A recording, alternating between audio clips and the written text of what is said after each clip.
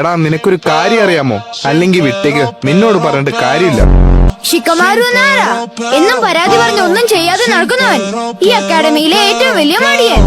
ഹിബ, ഇനുസുക്കായും പിന്നെ അവന്റെ നായ അക്കമാരു. ഞാൻ ഇനയെ പറ്റി പറഞ്ഞാൽ മറന്നേക്കൂ. ഇവനാണ് മനുഷ്യനെ ഏറ്റവും ഭ്രാന്താക്കുന്നവൻ. ഇവന്റെ വിചാരം ഇവൻ ഭയങ്കര കൂളാണെന്ന്. ഇതൊന്നും വലിയില്ലെന്ന് എനിക്കറിയാമായിരുന്നു, പക്ഷെ ഇത്ര ദുർബലമാവുമെന്ന് കരുതിയില്ല. അപ്പോ 3 കോമളുകൾ ഇവിടെ തന്നെ ഉണ്ടല്ലേ? കാത്തിരുന്നോ, നിങ്ങൾ എന്താ ചെയ്യാൻ പോകുന്നത് കണ്ടോ? അത്ര കഠിനമായി ഞങ്ങൾ പരിശീലിച്ചിട്ടുണ്ട്. ഞങ്ങളൊക്കെ പിന്നെ എന്ത് ചെയ്തെന്നാ കരുതിയ? കുത്തിയിരുന്ന് പൂ പറിക്കായിരുന്നു എന്ന് വിചാരിച്ചു. പരിശീലനം എന്താണെന്ന് പോലും നിനക്കറിയില്ല. അപ്പൊ എന്റെ വികാരങ്ങളോ? ഇങ്ങോട്ട് വേഗം എത്താൻ വേണ്ടി എന്റെ മുടി ഉണക്കാൻ പോലും എനിക്ക് സമയം കിട്ടിയില്ല. അതുപോലെ എനിക്ക് പല്ല് തേക്കാൻ അണ്ടർവെയർ മാറ്റാനുള്ള സമയം പോലും എനിക്ക് കിട്ടിയില്ല. എന്ത്? ഇത് നിങ്ങൾ എഴുതിയതാ? അതെ, അപ്പൊ നിനക്കത് അറിയാല്ലേ?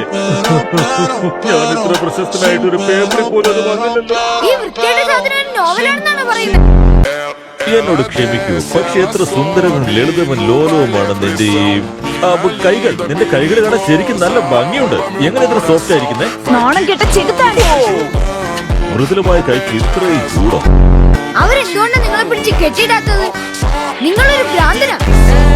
അതെ, ഇങ്ങോട്ട് നോക്ക്. നീ എന്തെങ്ങനെ ഒറ്റയ്ക്ക് നിൽക്കുന്നേ? നീ എന്താ നിന്റെ കൂട്ടുകാരുടെ കൂടെ പോവാതിരുന്നേ? അത് നിനക്കെന്ന് വേണം. ഞാൻ മണത്തുനിന്ന് തോന്നിയത് തന്നെയാണോ മണത്തത്? എന്താ പറ്റിയത്? എന്താ പ്രശ്നം? എന്താണ്? എന്തെങ്കിലും പ്രശ്നം മണക്കുന്നുണ്ടോ? ഇത് ഞാൻ മുന്നേ ശ്രദ്ധിക്കാത്തത് വിചിത്രമായി. സാക്കുറ, നീ ഉപയോഗിക്കുന്നത് ഞാൻ ഉപയോഗിക്കുന്ന അതേ ഷാമ്പു ആണെന്ന് നിനക്കറിയാം.